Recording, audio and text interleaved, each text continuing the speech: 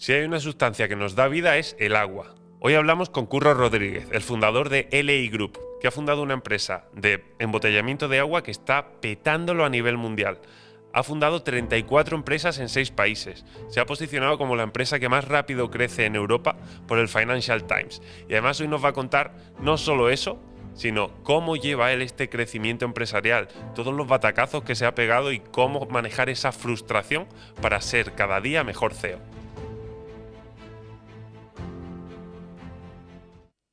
Buenos días y bienvenidos a un nuevo programa de The Yes Man Show, el programa donde mostramos historias de verdad, historias únicas, no esa máscara que nos ponemos todos en redes sociales. Hoy tenemos un gran invitado que os voy a dar detalles sobre él en un momentito, y el podcast de hoy se lo vamos a dedicar a quienes son expertos en fracasar, a quienes saben del error su mejor profesor, y a quienes no confunden mediocridad con ideales. El invitado de hoy, para que tengáis una idea del concepto de empresario que tenemos y de lo que podemos aprender de él en su gestión emocional, en su trayectoria, ha fundado más de 34 empresas ya en 6 países. Recientemente, entre las 100 empresas de crecimiento más rápido en Europa por el Financial Times, y centrado en el propósito de dar valor a clientes y no solo de conseguir dinero. Bienvenido al programa, Curro. Es un placer tenerte aquí. Nada, muchas gracias por invitarme. Me gustaría empezar conociendo un poquito más sobre ti muy brevemente, antes de pasar a la primera parte de la estructura del programa. Y es que, enhorabuena por esa mención en el Financial Times. ¿Qué aportáis a la sociedad con tu compañía actual? Bueno, al final, cuando nosotros quisimos, con esta compañía, ¿no?, que la que todo el mundo conoce, la del agua en cartón. Dinos cómo se llama, que todo el mundo se meta ahora mismo. No, Lee Company, LY Company, que además es el acrónimo de Love You Company, al final de amar la empresa. Y la marca, aunque tenemos 3.000 marcas, porque lo que hacemos es vestir el embalaje con la marca del cliente. Y al final lo que quisimos es aportar a la sociedad en un momento donde el plástico, que es el mejor material que existe, es bueno para juguetes, para medicina, para alimentación, para todo, pero fabricamos al día más de lo que podemos gestionar en años, ¿no? Entonces, cuando unimos el producto que más se vende en el mundo, el producto que más crece en el mundo, que es el agua envasada, y por supuesto el que más genera una contaminación importante, donde el 80% termina en los océanos, pues el hacer un mínimo impacto ahí iba a ser un beneficio enorme, ¿no? Entonces, eso por un lado. Luego, hacerlo en un envase que fuera más comprometido con el medio ambiente, como es el cartón, que no hay ningún envase bueno, porque no existe un envase que pueda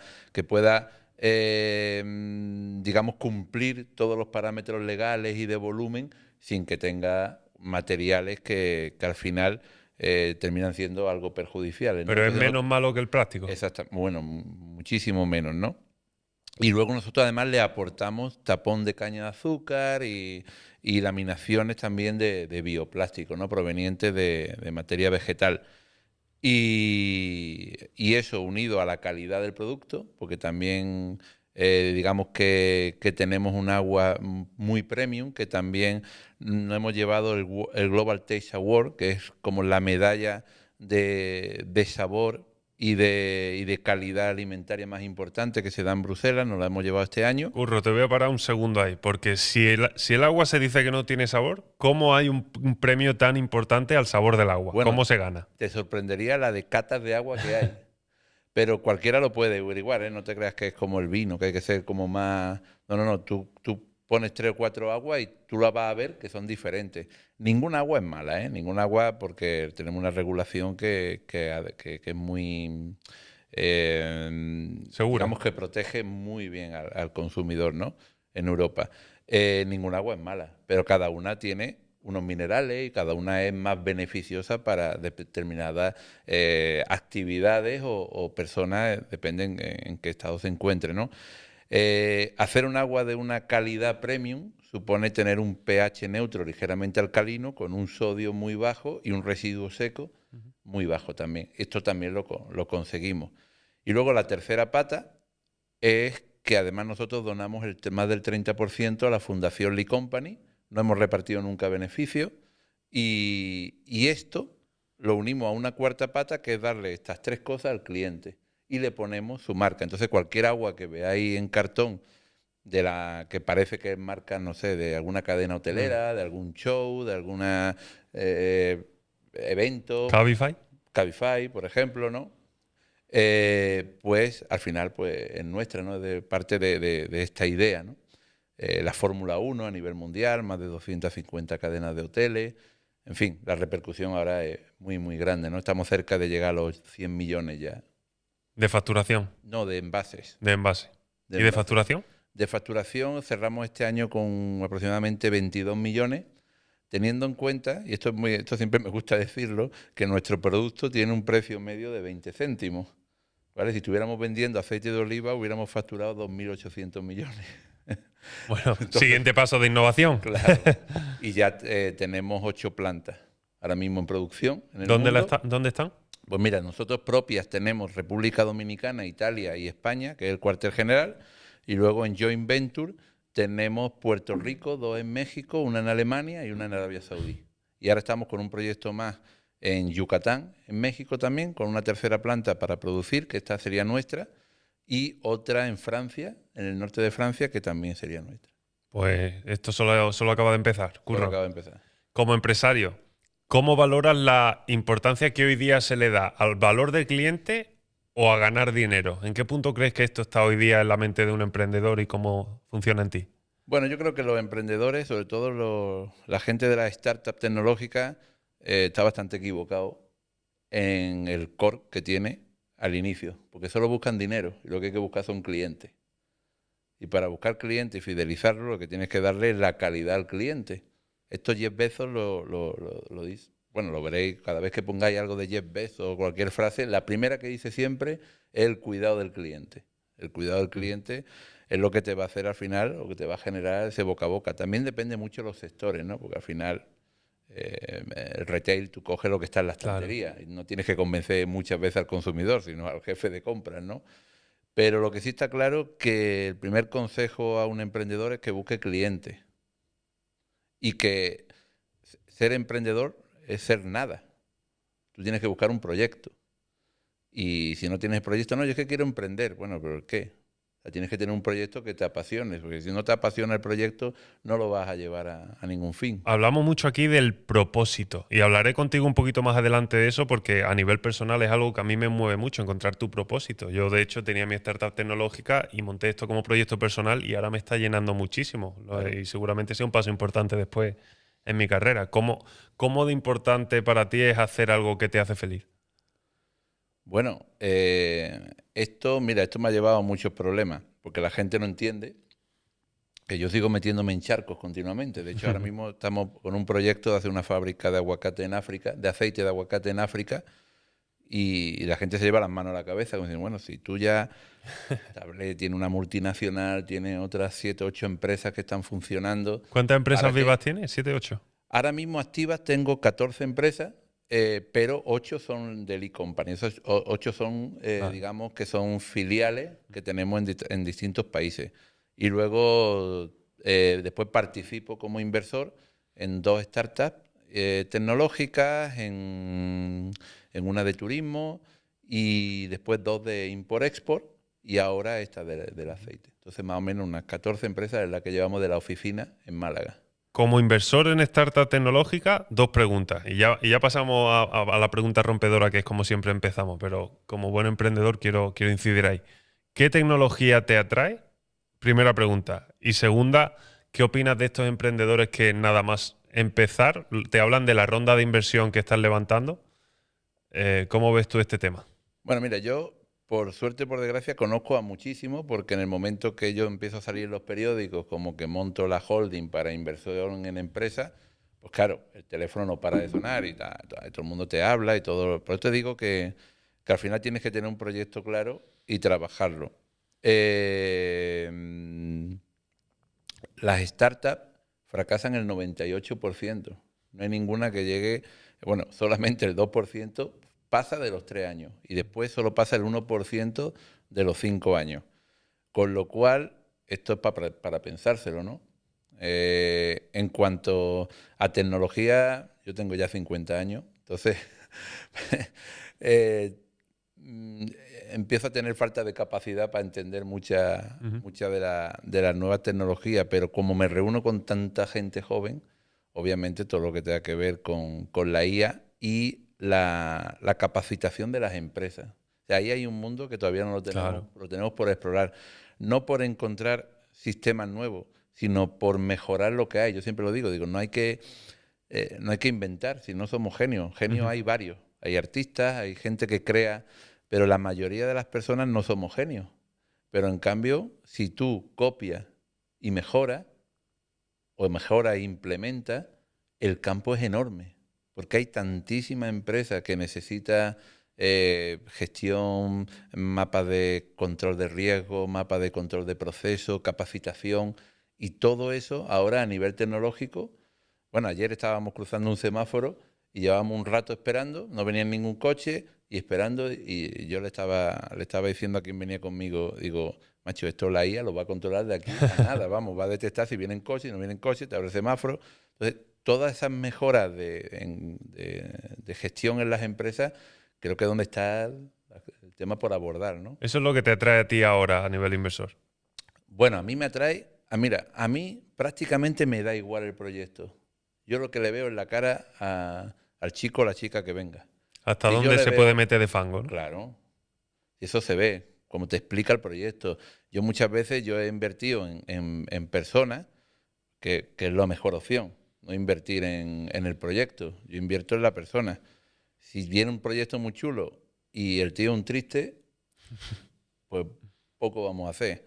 Si hace poco me llegan dos chavales que habían inventado, bueno, habían hecho como una galleta sólida para mover el café, bueno, pues lo están petando. Pero yo se lo dije, digo, mira, yo lo de la galleta esta no lo veo, ¿sabes? Pero vosotros dos estaban sentados y es que se le caían las lágrimas pensando que estaban delante mía explicándome el proyecto y la pasión que ellos generaban. Y digo, bueno, yo me quedo con vosotros, yo voy con vosotros e invierto en vosotros. A mí el Ujú. proyecto me da igual. Si este fracasa, saldrá otro. Claro. Es la persona, la pasión, el entusiasmo, el esfuerzo, la dedicación, la obsesión. A ver, venga, pregunta rompedora. Vamos a lanzar la pregunta rompedora con algo que me llama mucho la atención y que creo que relaciona el concepto de empresario con una connotación negativa que a mí no me gusta. ¿Crees que se está demonizando la figura del empresario hoy día? No, yo creo que hoy día la estamos intentando mejorar un poco. Creo que lleva demonizada muchísimos años. De hecho, hace mucho tiempo se creó la palabra emprendedor para minimizar el impacto de la palabra empresario. Es lo mismo, no tiene ningún, Exacto. vale, no tiene nada. Lo que pasa es que siempre la gente debe saber que solamente el 1% de la empresa española tiene más de 20 trabajadores y solamente el 0,1%, o sea, el 99,9% de las empresas españolas tienen menos de 200 trabajadores. O sea, cuando se dice la palabra empresario, está viendo a toda la gente que tú ves en tu barrio, en Claro. una frutería. Estos son los empresarios. Entonces, continuamente esa palabra, porque lo que hacemos es ver la tele y ver cómo se reúne un ministro con un jefe de la COE, con su chaqueta, su corbata y tal, le falta el puro ya ponerle. Entonces, al final, demoniza una figura llena de una política que al final se llena de ideales. ¿Por qué? Porque ¿cuántos empresarios hay? Pues hay 4 millones de empresarios y, no sé, veintitantos millones de trabajadores. Entonces, ¿yo a quién quiero tener contento? Al final hay fines políticos detrás de una figura que debe estar igual Claro. de bien vista por empujar a la sociedad. Bueno, esto ya lo decía Stalin. Digo, si a mí me votan los pobres, ¿yo qué quiero conseguir? Pues más pobres. ¿Cómo crees que afecta a la sociedad tener esa figura del empresario? Porque yo, de hecho, tenía un buen amigo emprendedor cuando empecé que decía, yo ahora soy emprendedor, pero porque quiero ser empresario. Eh, a ver, es que ya te digo que para mí es lo mismo. Yo soy un gran defensor del empresario. Por ahí hay una frase que dice que un empresario hace lo que nadie quiere durante muchos años para hacer lo que nadie puede durante unos pocos. Pero es que tampoco es real, ¿sabes? Mira, hay una cosa que cuando me escuche alguien le va a hacer un poco de gracia, que tenemos un muy bajo concepto de nosotros mismos, Sobre todo en España. sobre todo en España. Y ahora te explicaré si quieres las diferencias con otros países que también son grandes, ¿no? Pero tenemos un bajo concepto de nosotros mismos porque en cuanto... Primero creemos que la clase media es aquella que gana 2.000 euros, ¿no? Y tú con ese dinero no eres capaz de hacer las vacaciones que tú quieras, de comprarte el coche que tú quieras, de tal, tal, o sea, de tener ese capitalismo que te ponen como que puedes conseguir mucho por esto. Luego, te enseñan esto, a estudiar, a tener una pareja, tener un trabajo, tener una hipoteca, tener poder jubilarte y tal. Y si consigues todo eso, pues eso digamos que es la felicidad que te tienen como impuesta, ¿no? Si además consigues irte de vacaciones, pues ya muy feliz. ¿Qué es lo que pasa con el pequeño empresario? ¿Por qué la empresa española no crece? Porque cuando pasas de ese segmento, ese es el ideal que te han metido. Sí. Esto es lo que tienes que hacer. Que de hecho está en crisis. Claro. Entonces, cuando tú pasas de ahí y tu empresita te estoy hablando, pues tu despachito de abogados si eres abogado, tu frutería si has cogido 3 puestos en el mercado y ya te empieza a ir mejor. Cuando esta gente consiguen que en vez de cobrar 1.500 o 2.000, cobren 4.000 o 5.000, pasan a ese segmento. Es verdad que la vida cambia cuando tienes ese aumento y ya puedes tener un cochecito mejor, ya parece que pagas tu hipoteca, ya te puedes ir 15 días a Zara de los Atunes, ¿sabes? Y te paras. Porque has mejorado el concepto que tenías y te paras y no creces. Y esto los americanos lo explican muy bien, ¿no? Digo, si tú vendes zapatos, el europeo, y sobre todo el español, dice, a ver, ¿cuántos zapatos tengo que vender para conseguir 10.000 euros? Y el concepto americano, chino o indio es cuántas horas tiene el día para ver cuántos zapatos puedo fabricar, ¿sabes? Entonces, ese concepto hace mucho daño de que la empresa no crezca. Pero ahí, ¿a dónde marcarías tú la diferencia entre trabajar para vivir y vivir para trabajar? Bueno, es que, verá, es que cada uno, es que la felicidad es muy subjetiva y al final tener éxito no es más que tener un objetivo y conseguirlo. Si tú quieres ser, esto lo explico muchas veces, si un tío quiere ser policía de Alcobendas, ¿no? El tío, el día que le dan el uniforme y le ponen su chapa, el tío es más feliz del mundo, ¿vale? Y va a tener una vida como la que le han marcado, ¿no? Y va a ser el tío más feliz del mundo, ¿sabes? O un bombero o alguien que entre a un despacho de abogado, de lo que sea, o de broker, lo que sea. Ahora, el camino de ser empresario es un camino muy complicado, lleno de fracasos, lleno de grandes éxitos cuando los tiene, pero el gran éxito a lo mejor, mira, antes has mencionado Cabify. O sea, el hecho de que tú tienes una startup, como teníamos nosotros, básicamente, haciendo un producto que nadie conoce, porque la gente nos confundía con zumos, con leche, con tal, pasándolo bastante mal porque la inversión era tan gigantesca que no éramos capaces de poder abarcarla. Y de buena primera cierras un acuerdo, en aquel momento era de 10 millones de envase, pues imagínate lo que te entra. O sea, ese orgasmo empresarial, eso hay que vivirlo. ¿Y quieres repetirlo? Claro, no, eso es una droga, totalmente. Mira, otra palabra que está muy endemoniada en España es la palabra de comercial. Parece que cuando te ofrecen un trabajo de comercial es como un desprestigio, es porque tienes que buscar puertas frías. O sea, el comercial es de los trabajos, pues, sacrificados, minusvalorados, pero que te da unas satisfacciones enormes cuando tú eres capaz de cerrar ciertos acuerdos, ciertos contratos y te viene y ya llega y coge un tren un avión yo que sé, a Barcelona, tiene esa reunión y te dan esa noticia, venga, pum, cerramos contigo, 3 años, 4 años. Coño, ¿tú te vienes? Eso no se puede describir. Aquí tenemos ese concepto de, uff, a ver qué me quiere vender. Claro. Bueno, igual te quiere mejorar la vida de alguna manera. No, sí, lo que pasa es que también estamos en un mercado muy competitivo, entonces tiene input continuamente de gente que te quiere vender cosas, pero bueno, eso es diferente. Al final la competitividad es parte del juego. Por eso lo importante es poder desmarcarse para poder desarrollarte. Antes hablaba que cuando se te ocurre un concepto innovador a un emprendedor, por ejemplo, si no lo compartes en el entorno adecuado, ese entorno te puede poner trabas a ti, incluso siendo tus amigos. Por ejemplo, cuando se te ocurre una idea y te dicen, ah, eso ya está inventado, eso ya lo están haciendo. Y claro, no te he dicho que yo sea el único en el mundo haciéndolo, te estoy diciendo que es un buen concepto y que lo vamos a hacer mejor por esto, por esto y por esto. La competencia, de hecho, si hay competencia es bueno. Bueno, verás, le estás diciendo a alguien que ha innovado en el agua envasada. No sé si hay algo más antiguo que meter agua en algún sitio, en un recipiente y llevártela.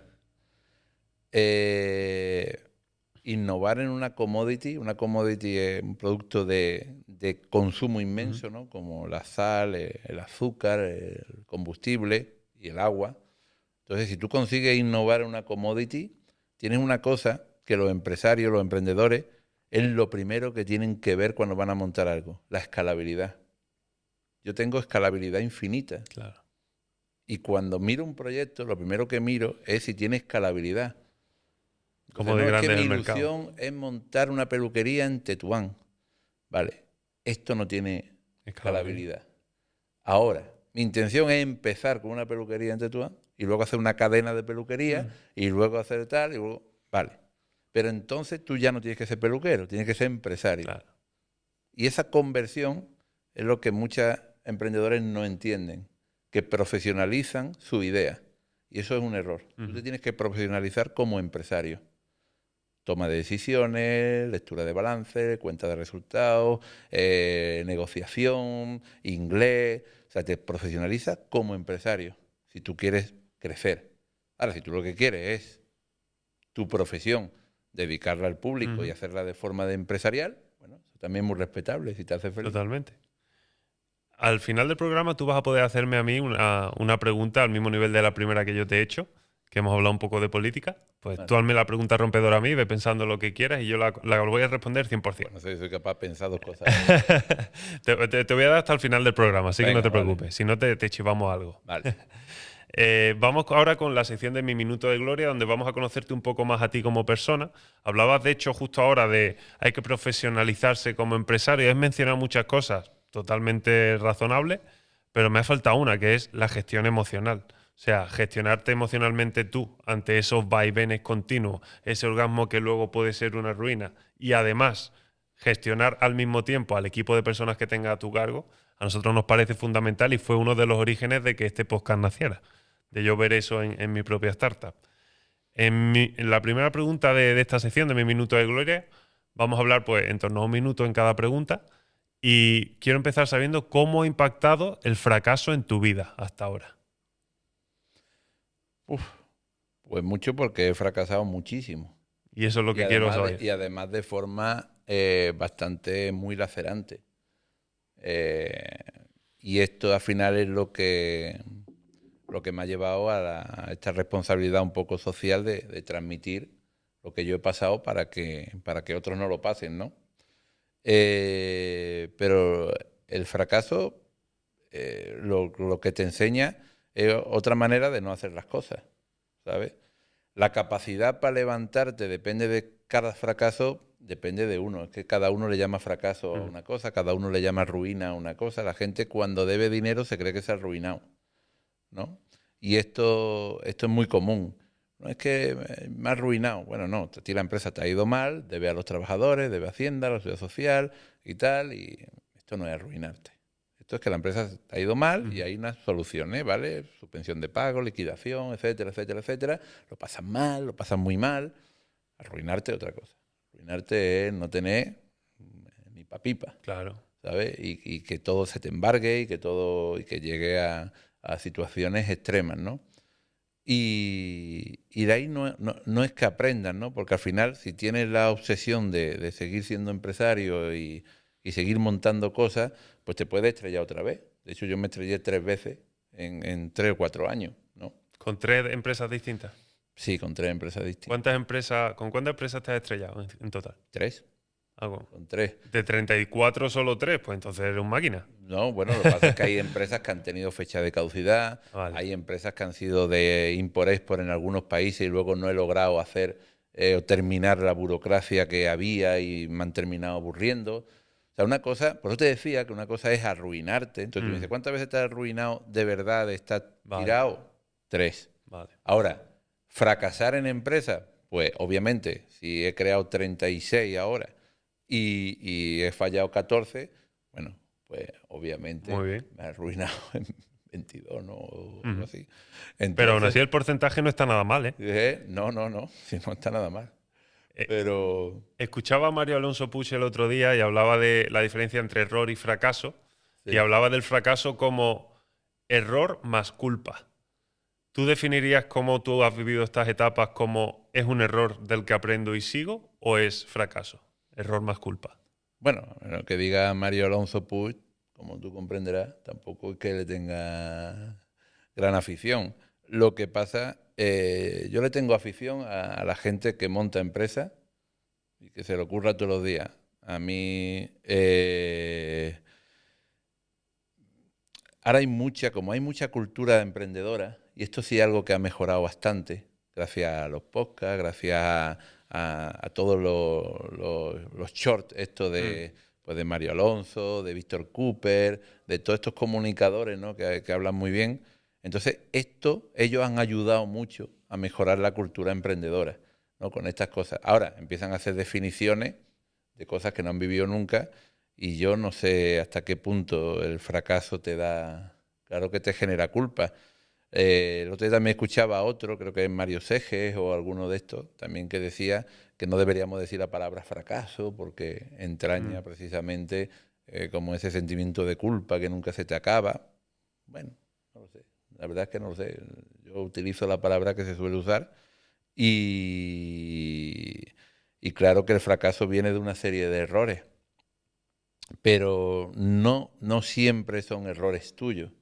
Son errores de posicionamiento, son errores, en mi caso, me fui a países muy complicados sin tener ningún tipo de Claro. experiencia.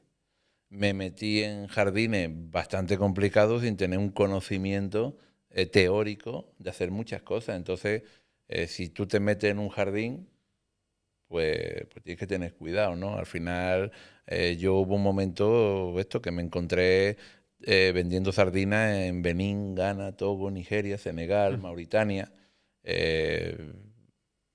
Un par de semanas estuve armado para Claro. protegerme. He estado, yo qué sé, estuve en Mauritania, me quitaron el pasaporte en un pueblo. Estuve ¿Y en... cómo lo solucionaste? Bueno, pues ahí viene una parte personal de arte, ¿no? Pero al final, bueno, he conseguido salir también de estas situaciones, pero lo pasa realmente mal. Todo el mundo no coge y se va a ciertos países a hacer, a comerciar, ¿no? Entonces yo, en su momento y en mi experiencia personal, pensé y de hecho creo que he acertado, ¿no? Al final, pensé que África es un continente en vía de desarrollo con una población enorme que lo tenemos aquí enfrente y que hay muchísimas oportunidades de negocio estando en un país, digamos, de primer mundo como Europa, donde podemos gestionar pues un montón de cosas Claro. para ellos y sacar un rendimiento mutuo. De las 3 veces que me has dicho que te has arruinado, ¿cómo sales a nivel personal? Porque está el empresario que aprende, que sigue, pero Curro, después de arruinarse, ¿cómo ve la luz para tirar para adelante? Bueno, mira, la más grave a mí me pilla con 3 niños pequeños y al final tienes que salir. O sea, al final es que está la opción o te quedas tirado, o te quedas acostado en la cama, o te pega un tiro o te pones a trabajar. Y yo recuerdo un verano, creo que era 2008, No tenías 2009, pistola, entiendo. donde, bueno, tengo 3, así que para mí era más fácil. Pero, pero entonces me pilló un verano que recuerdo que trabajaba pues de día y de noche.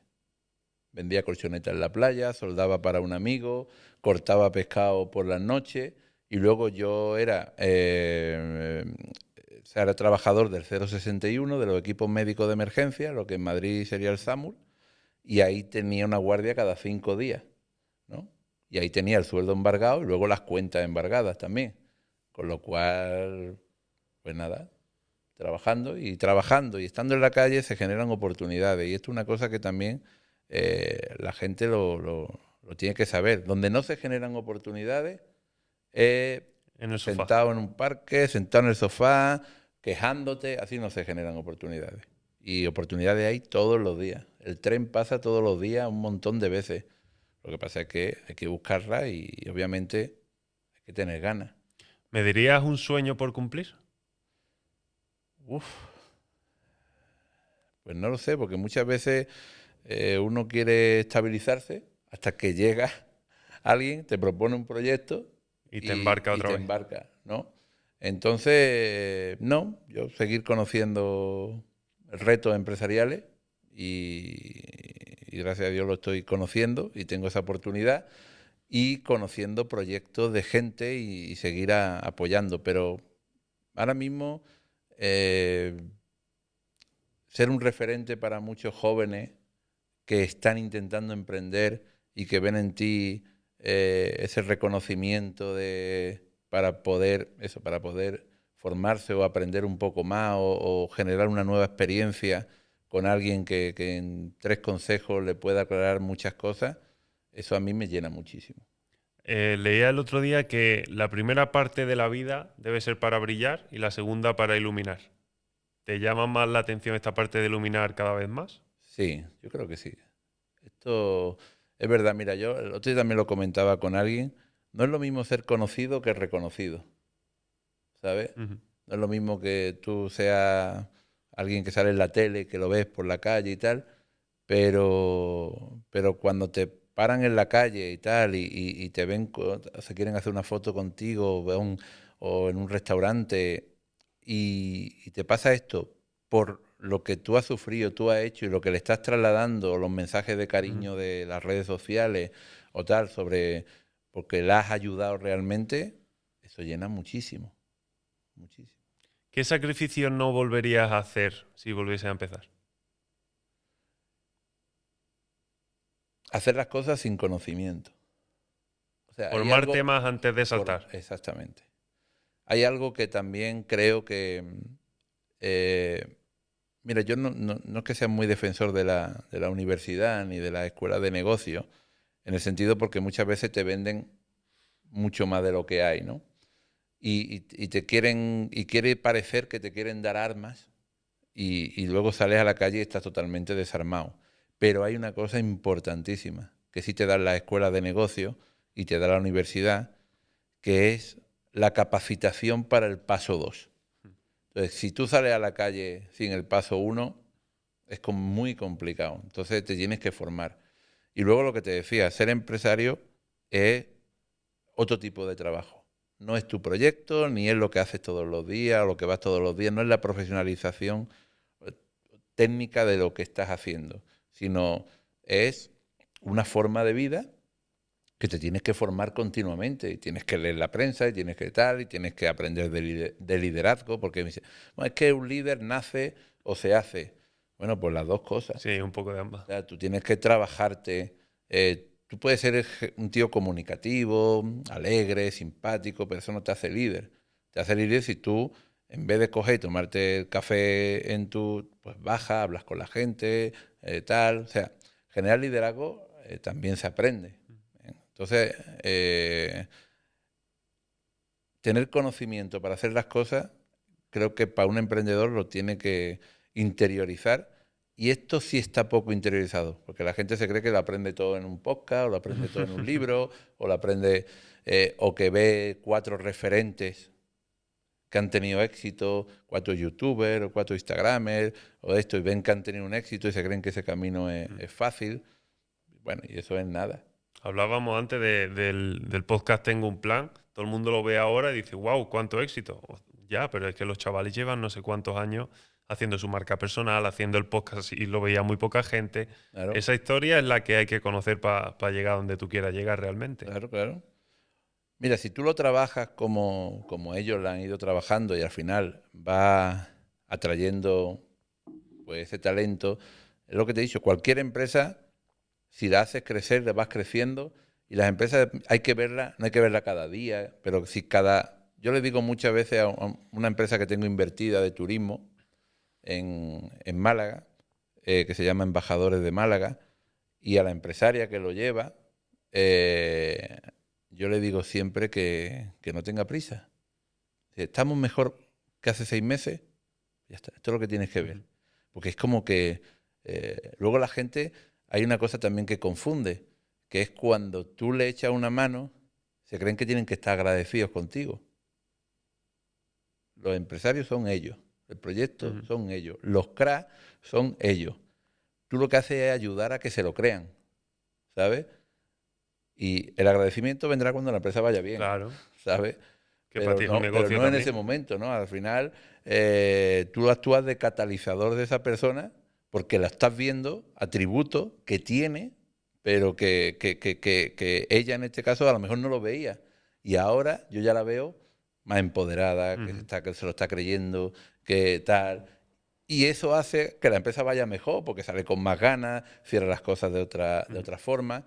Y yo estoy súper contento, por ejemplo, con esa empresa. Y en eso estoy súper de acuerdo. O sea, cómo de importante es rodearte de buena gente, no de gente con más o menos dinero o con más o menos éxito, de buena gente para cuando vengan los momentos difíciles. Yo tengo un ejemplo ahora muy grande y es que yo tengo unos 22 inversores y hemos tenido un conflicto que estamos resolviendo de la mejor manera posible y tal. Y de todos con los que no tengo el conflicto, que es solo con uno, 21 se han posicionado firmemente conmigo, llamadas personales, nos tomamos un café cuando quiera. No hemos hablado de dinero, de nada en absoluto. O sea, eso para mí es que he acertado 21 de 22 en la primera compañía, pero cada vez valoran más el buena gente por encima del talento del dinero. Bueno, obviamente, si te vas con mala gente, no te va a ir bien. Efectivamente. Y que al Eso, principio te puede parecer más atractivo esa mala gente, digamos, pero tienes que saber ver debajo. bueno, hay que verlo todo. O sea, lo que tienes que saber tú qué necesitas de cada cual, Claro. ¿sabes? Eh, definir mala o buena gente. ¿Sabes lo que pasa? Que le está hablando a alguien que cree que en general la gente es buena. O sea, yo no creo que haya mucha mala gente. Creo que en general la gente es buena. Si no, no dejaríamos a los niños que viajaran solo en los aviones. O en general la gente es buena. Lo que pasa es que en determinadas situaciones cada uno se comporta de cierta manera. Entonces, si tú vas a alguien a pedirle su dinero, él va a proteger su dinero, no que sea mala gente, que va a proteger su dinero. Si va a alguien a atentar con su vida, va a proteger su vida. El que puede ser buena persona se te convierte... Yo lo decía hace poco, ¿no? Que todos somos asesinos, solo hace falta un Un buen buen motivo. motivo y un mal día, Yo ¿sabes? a mí me deja mucho más tranquilo pensar en la gente, no como es buena o es mala, sino ahí pienso un poco como tú, sino está bien o está mal. Claro. Eso te relaja mucho lo que esperas de lo que hay a tu alrededor.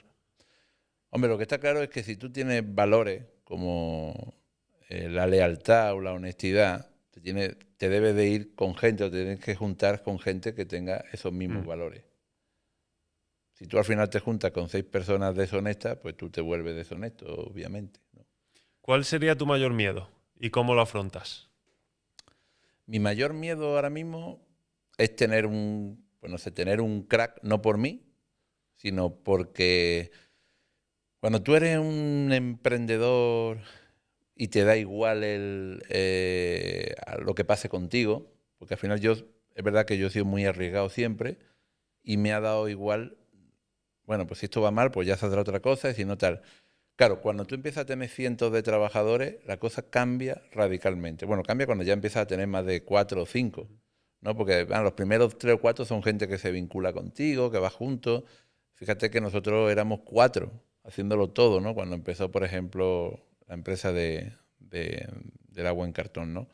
Pero cuando empiezas a tener 20, 40, 50, 100, 200, el mayor miedo es que cobren todos los meses. Claro.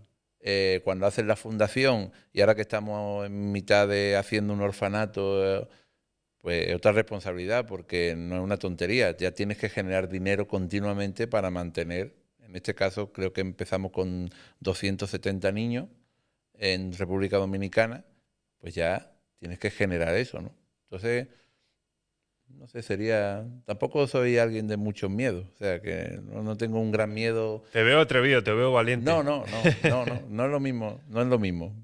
Yo no me considero valiente, pero no me da miedo hacer algo. Mm. No sé si me Sí. explico, ¿no? Hay una frase por ahí, que además yo pongo en el libro, dice que nunca la digo bien, ¿eh? O sea, que siempre me cuesta, ¿no? Que siempre es mayor el coste de arrepentirte que de no intentarlo, Totalmente. ¿sabes? Entonces yo lo intento, yo siempre lo intento, para eso no tengo miedo. Es verdad que ahora estoy en una situación mucho más cómoda, al final, para intentar Claro. cosas.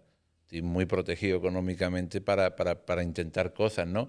Pero bueno, esto lo que me permite ahora es ayudar a mucha gente a que consiga su objetivo y hacer los míos. A mí esa frase me la enseñaron, para que te rías un poco, ligando en la discoteca. O sea, si la chica que te gusta nunca vas a hablarle, todas las noches te va jodido a tu cama. Pero si va, le habla y te dice que no, pues bueno, pásalo y se te pasará pronto. Bueno, al fracaso. Te quería preguntar una última pregunta de esta sección y es, teniendo ese nivel de exigencia profesional, porque estás en un nivel bastante alto, ¿cómo equilibras tu vida personal, la familia? ¿Cuánto te importa esa parte frente al tiempo que te requiere lo profesional? Bueno, pues la intento compaginar, igual que viajo mucho en situaciones normales, también es verdad que me puedo permitir el lujo de mañana, por ejemplo, pues me voy aquí con mi hijo, ¿no? Y me cojo el día libre. Estos pequeños lujos también te lo puede hacer. También es verdad que cuando, en mi caso, mis hijos son mayores, ¿sabes? Eh, ya no es como tener niños de 3 o 4 Claro. años y tal, pero, o sea, cuando te he dicho que esto no es una vida fácil, no lo es. O sea, yo me he perdido un montón de cumpleaños, me he perdido un montón de cosas. O sea, yo había momentos que estaba 200 días fuera de Claro. casa. Y esto es así. O sea, esta vida es así, ¿no?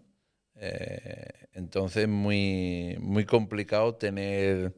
eh, ahora existen, es que no sé si llamarlos valores, pero existe como esa querencia ahora de la juventud que viene a ir o que demanda un empleo, a que lo más importante es el salario y ay, ¿cómo se dice? La esta familiar. Sí, la flexibilidad también. Sí, no, bueno, tiene un nombre que no me acuerdo. ¿Vale? El compaginar muy bien, ¿no? Ujú. La conciliación. Conciliación. La conciliación familiar y el salario. Entonces, bueno, pues como te he dicho, si ese es tu objetivo, pero bueno, no vas a ser empresario nunca, tampoco tiene por qué serlo. No todo el mundo no lo puede hacer, ¿no? No es fácil, pero es difícil. Este trabajo no tiene horario, tiene muchos viajes, tiene una serie de cosas que después tiene otras satisfacciones. Y por supuesto que estás con la familia, pero no al nivel que puede estar un trabajo normal de 7 a 3 o de 7 a 5 y luego estás todas las tardes y Ujú. todas las noches y todos los fines de semana. Esto no lo tenemos. ¿Ha habido momentos en tu vida en el que te has planteado si de verdad te merecía la pena? Claro, un montón, muchísimo. Cada vez que te vienes jodido en un tren, en Claro. un avión, cada vez que te viene abajo, cada vez que te sonaba el teléfono pidiéndote dinero, Ujú. debías hasta de callarte, pues claro, muchas veces te replantea. Y sobre todo yo, que además era un privilegiado porque yo aprobé una plaza de un trabajo público, como te he dicho, en los equipos médicos, y yo me podía haber quedado toda la vida tranquilo, ¿no? Pero no lo hice. Si tuvieras una varita del mundo, una varita mágica para cambiar algo en el mundo ahora mismo, ¿qué cambiarías? Joder, me parece una modelo, la paz en el mundo. Qué broma. Eh, pues mira, cambiaría precisamente, eh, eh, como estamos hablando de tonterías, pues te digo otra. Cambiaría precisamente lo que ha hablado, la percepción del empresario que se tiene, porque al final tú sabes que solamente el 37% de la población, que son los empresarios y los trabajadores privados, son los que mantienen al resto económicamente, ¿vale? O mantienen lo que se llama el dinero público, que es con lo que pagamos pues a por ejemplo, los policías o bomberos no crean riqueza económica, crean valor, crean protección, crean seguridad, crean un empleo necesario, pero realmente se paga con lo que generamos los trabajadores privados y los empresarios privados. Y esto es algo que hay y la primera lección que le daría sobre todo a la gente, ya no te digo los gobiernos, pero la gente en general y los gobiernos, es que los empresarios pudiéramos pagar el salario entero a las personas, a los trabajadores. Y que ellos decidieran. Y que ellos decidieran, ¿sabes? Que ellos le paguen a Hacienda. Al día siguiente arden las calles, ¿sabes? Entonces, ese concepto se aplaca por ahí.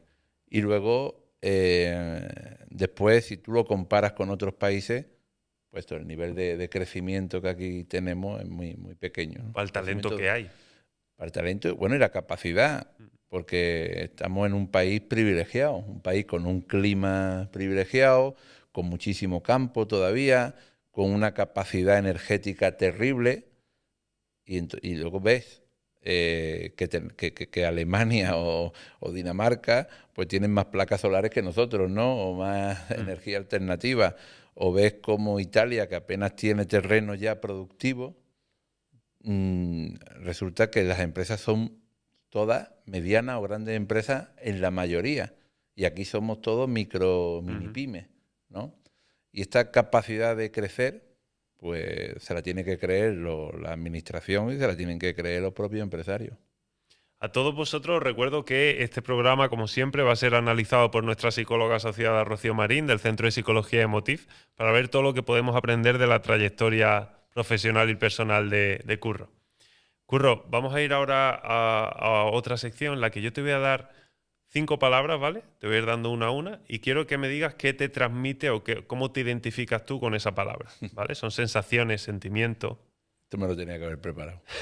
Lo mejor es que no te lo hayas preparado. Porque Vale. si te lo hubieses preparado, te cambio las palabras. Venga. Vamos con la primera, que va a ser coraje. Coraje. ¿Qué me transmite? Bueno, lo que tiene que tener un emprendedor. Coraje. Estrés. Lo que va a tener un emprendedor. Hemos visto el presente, estamos viendo ahora el futuro. ¿Cómo te relacionas tú con el estrés? ¿Has tenido episodios fuertes de esto? Claro. Todo el mundo que tiene una empresa tiene episodios de estrés. El problema es que el estrés, hasta que no da una cara fuerte, no eres capaz de saber que lo tiene. Pero claro, al principio, bueno, yo creo que el estrés lo tenemos prácticamente diario. El estrés, además, viene de la parte primitiva de cuando el hombre salía a cazar y generaba ese estrés, ¿no? Delante del elefante con la lanza. Y ahora lo tenemos desde que nos levantamos, ¿no? Desde que se suena el despertador, de que los niños, de que esto... Se hace crónico y es una enfermedad. Claro. Entonces también genera más capacidad de aguantarlo. Pero es verdad que llega un momento en el que se juntan muchas cosas y gestionarlo es complicado, ¿no? Es complicado. ¿Tú tienes alguna técnica o aplicas algo en tu día a día para gestionar el estrés y estos sentimientos? No, yo lo que he intentado ha sido delegar responsabilidades en personal directivo, que además que esta es una técnica buenísima para las que las empresas crezcan, que es cuando tú llegas a un nivel y no creces, el problema ya eres tú. Entonces, tu conocimiento, ¿no? Entonces, cuando tú eres un chico para todo, que es lo que suelen ser los gerentes de las compañías, ¿no? Que tú sabes de cada departamento, pero llega un momento que tú no tienes capacidad para gestionar esos departamentos, pues ya tienes que meter un especialista de cada departamento. Un financiero, un comercial, un técnico, uno de calidad, uno de administración. Y ahí es donde realmente tu empresa empieza a crecer y donde tú empiezas a hacer ya solamente trabajo de estrategia ejecutivo. Eso te relaja bastante empieza otra fase en tu vida empresarial. La siguiente palabra sería culpa. Culpa. Bueno, básicamente es cuando crees que ha hecho las cosas mal.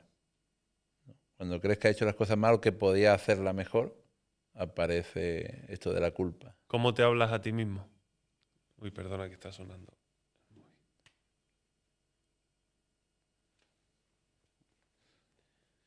Bueno, yo como buen obsesivo me como mucho la cabeza. Entonces, siempre los sentimientos de culpa y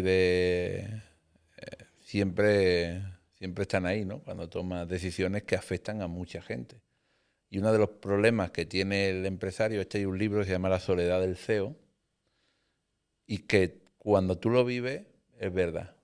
Porque mira, Totalmente. hay una cosa que sí le pasa cuando empiezas a tener mucha responsabilidad en tus decisiones porque afectan a mucha gente.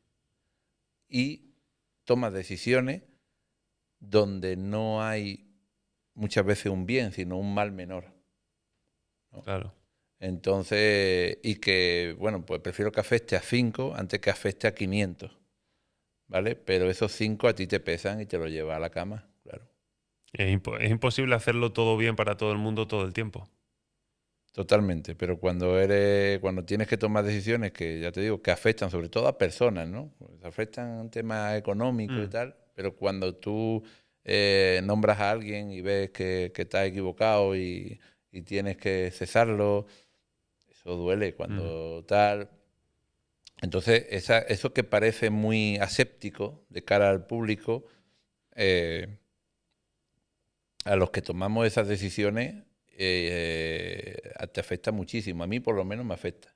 Hay Algo que gente que a lo mejor no le afecta mucho, pero a mí sí. A mí la gestión de recursos humanos me afecta bastante. Y entiendo que está delegada ya en especialistas. Sí, yo intento no contratar ni despedir a nadie, lo llevo fatal, esta parte. Algo de lo que se habla mucho a día de hoy es del propósito, emprender desde el propósito. Queda muy bonito. Realmente yo creo en ello, aunque creo que no siempre se puede hacer desde ahí. Hay que buscar otra forma de conseguir sentirse bien y sentirse en paz. Pero, ¿qué es para ti el propósito y cuál es tu propósito? ¿Qué espera de ti la vida? Bueno, para mí propósito es proyecto. Yo es que no pienso nunca a largo plazo. Y yo creo que esto es algo que en mí es un atributo positivo, ¿no? Yo conozco a gente, tengo uno de mis mejores amigos, un tío que se va a comprar una cadena un aparato de música y lo ve 6 meses antes y está decidiendo, y un coche lo ve un año antes, y yo me despierto esa mañana y digo, ¡pum! Y lo pillo, ¿no? Entonces, el propósito, si viene de proyecto, es fundamental en un emprendedor.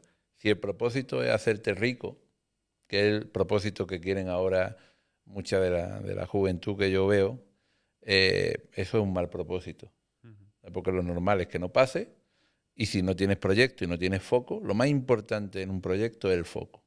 El foco. Tú no puedes estar, o sea, si tú vas por algo, lo tienes que ir las 27 horas del día. ¿Y cómo justificas tú ese foco teniendo tantas empresas a la vez?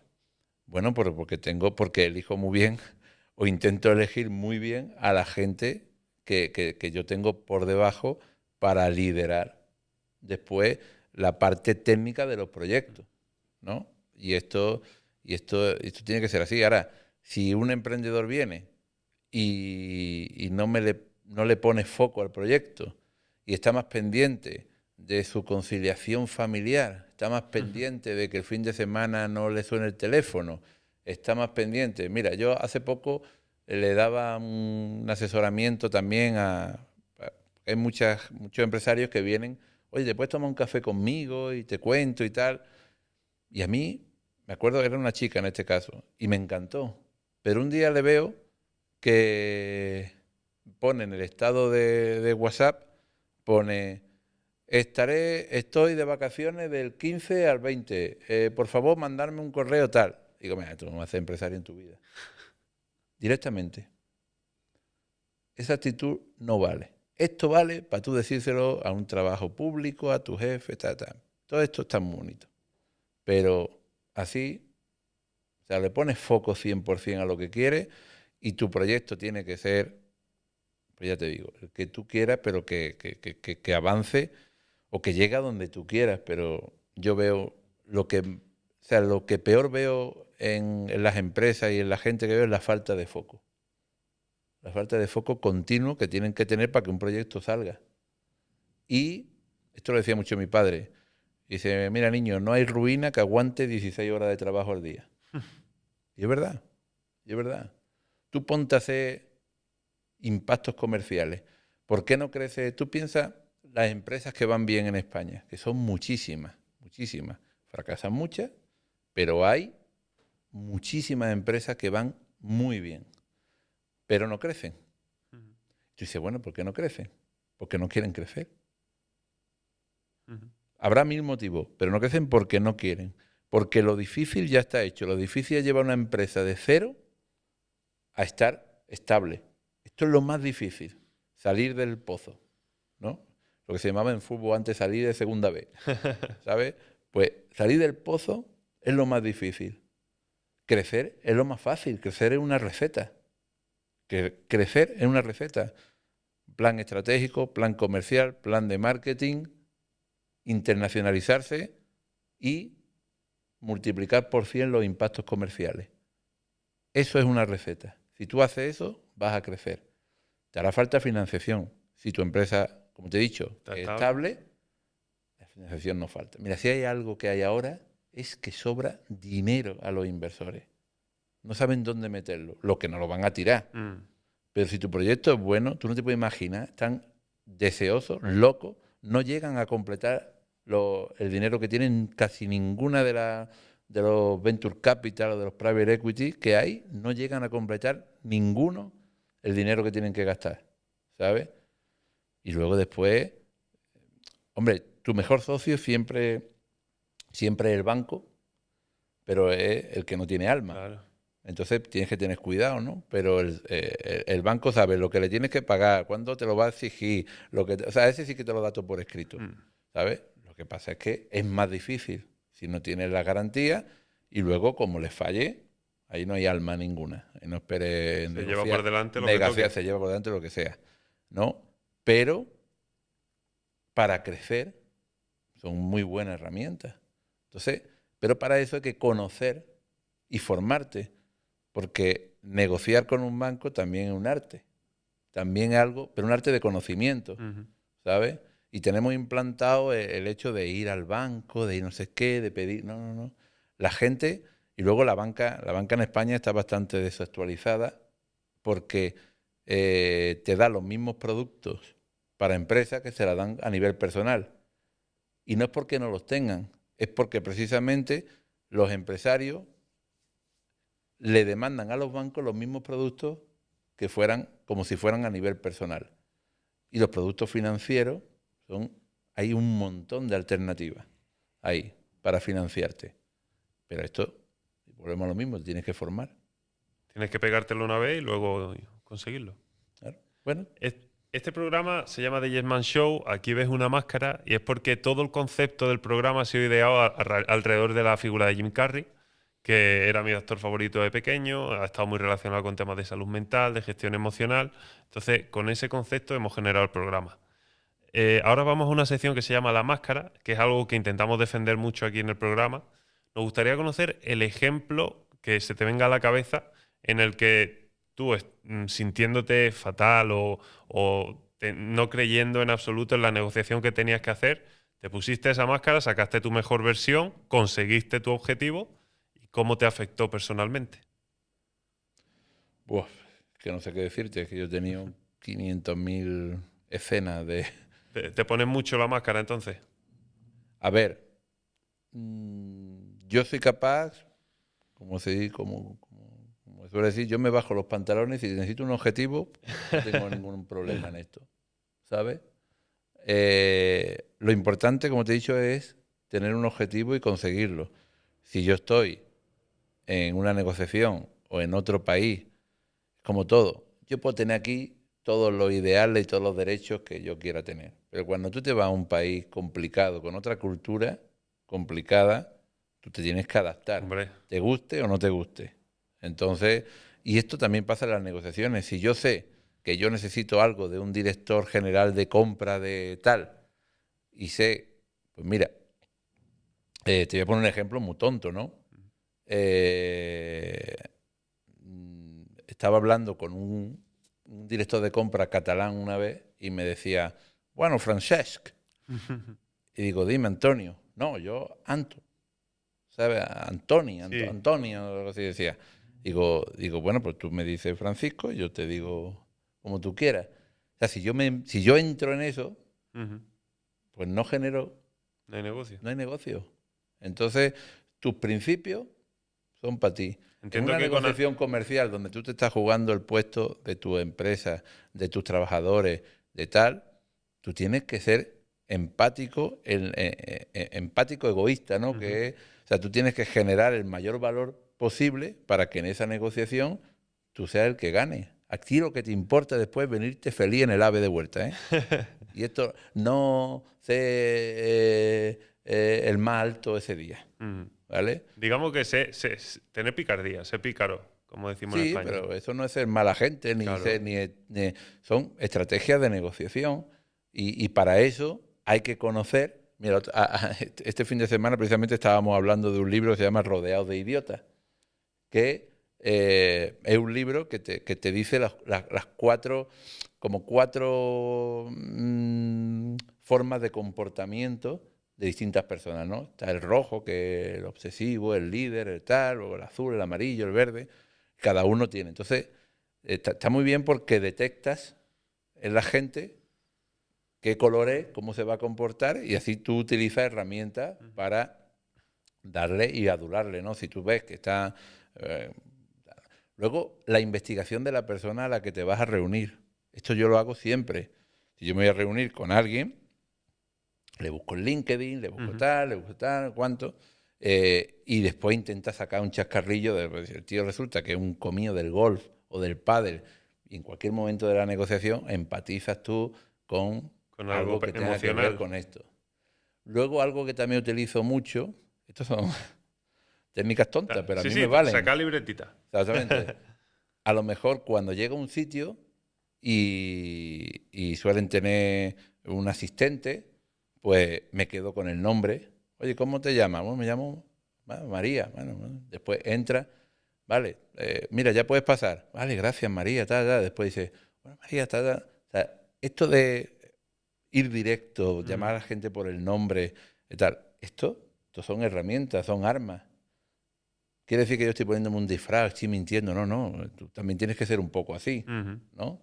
Pero que esa cordialidad o esos truquitos de negociación, si lo quieres llamar así, eso funciona, ¿eh? Por curiosidad, con Antoni no hubo negocio, ¿no? No, no hubo. Pues ahí no hubo. Fíjate, creo que era el que llevaba era el que llevaba la cadena Hilton en Cataluña, Mm. ¿vale? Nosotros después tenemos Hilton en muchos países, pero no allí. Y ya te digo, esos trucos, claro que sirven. En un ratito tú me vas a poder hacer la pregunta rompedora a mí, Venga, ¿vale? Te lo recuerdo por si quieres darle una última la tengo pensada. clara. Antes de llegar, quiero que hablemos de un concepto muy bonito y es la felicidad, que probablemente está demasiado idealizada en cómo conseguirla, que es, pero yo quiero saber qué es la felicidad para ti. Dormir. Poder dormir tranquilo sería la felicidad. ¿Poder dormir Duermo o poder fatal. dormir tranquilo? Poder dormir tranquilo, claro, porque si no estoy tranquilo no duermo. Dormir yo duermo fatal. Entonces, para mí, poder acostarte todas las noches pensando que has generado valor ese día, que has generado buenas cosas, ¿no? Cuando te digo buenas cosas, por ejemplo, a mí me llena mucho la fundación, ¿no? El poder, o sea, yo que he donado toda mi vida, incluso cuando no tenía, hacía cosas por los demás, o me iba de voluntario, o incluso un fin de semana, o sea, he estado muy vinculado siempre con la ONG, incluso cuando estaba en los servicios de emergencia era el que llevaba la parte de catástrofe y de asistencia a desastre. Luego colaborando con otra ONG cuando empecé la empresa y ahora finalmente teniendo mi propia fundación, ¿no? O sea, eso te hace muy feliz. O sea, la gente no es capaz de valorar la felicidad que significa el dar. El otro día decía un cómico que nos gusta mucho que era la felicidad, ¿sabes? Y cuando tú das, sin esperar nada a cambio, por supuesto, porque si no, no estás dando, estás prestando, ¿no? Pero para mí es un acto egoísta. Me dice muchas veces cuando habla, no, es que tú eres muy humilde, yo no me considero humilde. Es más, dar y donar para mí es un acto muy egoísta porque te sientes tan bien, ¿sabes? Consigues eso que buscas. Dices, coño, esto parece que lo hago por ego, no por el otro. Te sientes tan bien dando y donando y generando, y claro, el proyecto de la fundación, pues ayudando a los niños tutelados, haciendo el orfanato, 1000 proyectos que me llaman y, oye, ¿puedes colaborar aquí? Colaboramos, ¿no? Entonces, nosotros hacemos una generación económica con cada producto que vendemos y eso va directamente a la fundación y de ahí se generan otros proyectos. Entonces, esa es parte de la felicidad que tengo ahora. Sabiendo que esta es tu felicidad, quiero ahora que tú lideres un poco la entrevista y vamos a cerrar juntos los ojos y quiero que describas muy bien que vivamos contigo un día feliz en tu vida. Cierra los ojos conmigo, ¿eh? Venga, te vamos a estar ver. vigilando. Vamos. Bueno, un día feliz en mi vida, pues que te levantes con la persona que quieres, ¿sabes? Que no haya un problema grande ese día en los negocios que lleva, que llegue y la gente esté contenta, ¿no? Que toda la familia y toda la gente que te importa te rodea. ¿En tu día feliz vas al trabajo? Siempre. Si no estoy... Pero es que para mí eso es una felicidad, porque cuando tú generas valor y has generado esto, o sea, mira, una de las cosas que más orgullo te dan es cuando yo voy a Italia Dominicana o a Dubái y ves la gente uniformada con ese logo que creaste o esa camiseta, o ves productos, o llegas a una tontería, a un hotel de un pueblo perdido y como nos pasó el sábado y te dan al salir, mira, una bolsita de regalo y dentro lleva el agua tuya con el nombre, eso es felicidad, eso es orgullo, eso es creación de valor, ¿no? Y al final, pues que todo eso lo puedes hacer con salud para ti, los tuyos y todo el que te puedes rodear. Vale, hemos visto un concepto general de felicidad más que un día, pero ha quedado muy claro qué pasaría en ese día. Sí, es que los días son muy diversos. Vamos ahora a una parte súper importante del programa en la que nuestra psicóloga asociada Rocío va a comentar cómo hemos vivido la entrevista contigo, qué pueden aprender los espectadores de ti a la hora de emprender viendo tu trayectoria. Así que, Rocío, adelante. Hola, soy Rocío Marín, psicóloga, coach y fundadora del Centro Emotiv. Bienvenidos a todos los seguidores de The Yes Man Show a este espacio de análisis de las emociones y la psicología detrás de la historia personal de Curro Rodríguez. Curro es un emprendedor malagueño que ha fundado más de 30 empresas y ha pasado por múltiples fracasos y aprendizajes. Su trayectoria no solo habla de éxito empresarial, sino de un profundo recorrido emocional y psicológico. En sus propias palabras, el emprendimiento no se entiende sin propósito, valores y conciencia social. Para Curro el fracaso no es estrellarse, sino una forma de aprender, incluso no proviene de errores directos, sino de lanzarse a lo desconocido sin preparación suficiente. Su vivencia más difícil llegó cuando sus hijos eran pequeños y el fracaso le tocó en lo más personal. Aún así, persistir fue su forma de ver la luz. Es en la continuidad donde, según él, se generan las oportunidades. Desde la psicología esto se alinea con el concepto de resiliencia emocional, la capacidad de mantener la motivación y el foco en medio de la dificultad. Su motor ha sido el deseo de ser referente, de inspirar a otros, sobre todo a jóvenes emprendedores, y de generar conciencia social. Distingue claramente entre ser conocido y ser reconocido, lo que nos habla de una búsqueda de autenticidad y significado, más que de éxito superficial. Curro cree que el liderazgo se aprende y se trabaja, y que el talento crece cuando hay alineación entre los valores del líder y de su equipo. Pero también ha vivido el coste emocional del emprendimiento, perderse eventos familiares, enfrentarse a proyectos fallidos y tomar decisiones que afectan directamente a personas. Todo esto le activa un sentimiento muy humano de culpa, que como él reconoce es algo que se debe aprender a gestionar. Uno de sus mayores aprendizajes ha sido entender la importancia de delegar, confiar y crecer con otros, reconociendo que la autoexigencia constante puede llevar a niveles muy altos de estrés, sin fines de semana y sin vacaciones. La historia de Curro Rodríguez nos deja una lección fundamental. El éxito no está en llegar, sino en sostenerse con sentido. En un mundo que premia la velocidad y la rentabilidad, él defiende algo mucho más profundo, un liderazgo consciente en el que el foco no está en lo que se gana, sino en lo que se aporta. Desde la psicología, su recorrido nos habla de una gestión emocional madura, saber sostener la frustración, digerir la culpa, convivir con el miedo a fallar y aún así elegir seguir caminando. No porque esté todo claro, sino porque el propósito es más fuerte que el cansancio. A todos los seguidores de The Yes Man Show, vivamos nuestras emociones si queremos vivir mejor. Muchas gracias, Rocío, por todos esos consejos de todo lo que hemos podido aprender con Curro. Esperamos siempre que os sean muy útiles. Y vamos con la última pregunta del programa de hoy, que me la vas a hacer tú a mí. Así que tú eres el líder.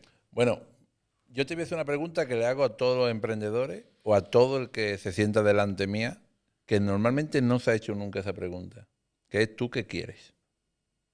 Me hago esa pregunta ahora mismo casi a diario, porque... Realmente. O sea, Sí. ¿tú qué quieres y qué eres capaz de hacer por lo que quieres? Vale, son dos preguntas distintas entonces. La primera, ahora mismo, después de salir de la universidad con 22, hice mi máster, he emprendido teniendo muy claro que yo lo que quería era impactar en el mundo. Me metí en tú sabes, la rueda del hámster, he remado todo lo posible, abrimos la empresa en España, la cerramos aquí, la llevamos a Estados Unidos, la sacamos adelante, hoy día está en un momento estable y bien. Y después de todo eso, cada vez me he preguntado más, ¿es esto realmente lo que quiero? Y cuanto más me lo pregunto, más dudas me causa. Entonces ahora mismo estoy en un momento en el que no lo tengo claro, sé que quiero impactar en el mundo, cada vez me gusta más, siendo muy filosófico, ¿vale? La parte de iluminar frente a brillar, aunque me quedan 1000 millones de cosas por aprender, evidentemente. Entonces no sé responderte muy claro a qué quiero, pero sí que estoy formado, soy curioso y estoy listo para cuando venga a identificarlo. Y lo otro es, ¿qué haría por los que quiero? No, ¿qué estarías dispuesto a hacer por conseguir eso que quieres? Todo. Si consigue si se pone en mi foco 100%, soy como un caballo con esto aquí. O sea, el tiempo que le tenga que dedicar no va a ser ningún problema. Adaptar mi entorno a que eso me salga lo mejor posible. Irme por ejemplo, cuando abrimos en Estados Unidos, me fui sin conocer el país en absoluto. La segunda semana que estuve allí me tuvo que hacer mi hermano un bizum porque no podía pagar el hotel donde estaba. Entonces, si consigue mi foco y creo en ello 100%, todo lo que sea. Lo que pasa es que ahora mismo estoy buscando realmente qué me apasiona. Bueno, yo te diría que tienes que brillar para iluminar, que la juventud es la única enfermedad que pasa con el tiempo y que muchas veces, que yo ya... Y vamos con la última pregunta del programa de hoy, que me la vas a hacer tú a mí. Así que tú eres el líder. Bueno, yo te voy a hacer una pregunta que le hago a todos los emprendedores o a todo el que se sienta delante mía, que normalmente no se ha hecho nunca esa pregunta, que es ¿tú qué quieres? Me hago esa pregunta ahora mismo casi a diario, porque... Realmente. O sea, Sí. ¿tú qué quieres y qué eres capaz de hacer por lo que quieres? Vale, son dos preguntas distintas entonces. La primera, ahora mismo, después de salir de la universidad con 22, hice mi máster, he emprendido teniendo muy claro que yo lo que quería era impactar en el mundo. Me metí en tú sabes, la rueda del hámster, he remado todo lo posible. Abrimos la empresa en España, la cerramos aquí, la llevamos a Estados Unidos, la sacamos adelante. Hoy día está en un momento estable y bien. Y después de todo eso, cada vez me he preguntado más, ¿es esto realmente lo que quiero? Y cuanto más me lo pregunto, más dudas me causa. Entonces ahora mismo estoy en un momento en el que no lo tengo claro, sé que quiero impactar en el mundo, cada vez me gusta más, siendo muy filosófico, ¿vale? La parte de iluminar frente a brillar, aunque me quedan 1000 millones de cosas por aprender, evidentemente. Entonces no sé responderte muy claro a qué quiero, pero sí que estoy formado, soy curioso y estoy listo para cuando venga a identificarlo. Y lo otro es qué haría por los que quiero. No, ¿qué estarías dispuesto a hacer por conseguir eso que quieres? Todo. Si consigue si se pone en mi foco 100%, soy como un caballo con esto aquí. O sea, el tiempo que le tenga que dedicar no va a ser ningún problema. Adaptar mi entorno a que eso me salga lo mejor posible. Irme por ejemplo, cuando abrimos en Estados Unidos, me fui sin conocer el país en absoluto. La segunda semana que estuve allí me tuvo que hacer mi hermano un bizum porque no podía pagar el hotel donde estaba. Entonces, si consigue mi foco y creo en ello 100%, todo lo que sea. Lo que pasa es que ahora mismo estoy buscando realmente qué me apasiona. Bueno, yo te diría que tienes que brillar para iluminar, que la juventud es la única enfermedad que pasa con el tiempo y que muchas veces, que yo ya he pasado por ahí, ya pasé por los 30 hace más de 20 años, tenemos mucha prisa. Es una edad muy complicada, casi más complicada que los 20, porque parece que tienes experiencia, parece que ya eres más mayor que tal, y ahora es cuando empiezas a descubrir en el mundo empresarial sobre todo. Entonces, paciencia y sigue brillando. Ya llegará el tiempo de iluminar. Bueno, muchas gracias y estoy totalmente de acuerdo. Me llegaron los 30 y es como, ya no tengo 20, pero tampoco estoy en una etapa de madurez y me replantea. Sí, sí. Pero nada, muchísimas gracias por la pregunta que me ha gustado y por toda la entrevista, Curro. Pues nada, gracias a vosotros. Ha sido un placer auténtico tenerte, aprender de toda la trayectoria. Vaya, yo ya solo voy a comprar agua en envase de cartón. No hace falta. Y ya hemos tenido una persona que ha repetido con nosotros. Esperamos que tú seas la segunda. Muy bien, perfecto, cuando queráis. A todos vosotros, muchas gracias por estar ahí todo el programa. Recordad que si conocéis historias que queráis que traigamos aquí al programa, escribirnos en redes sociales. No os olvidéis de darle a me gusta, suscribiros a la campanita, que cuanto este apoyo mínimo a nosotros nos resulta muy, muy, muy, muy emocionante. Muchas gracias por estar ahí. Como siempre os digo, buenos días, buenas tardes y buenas noches.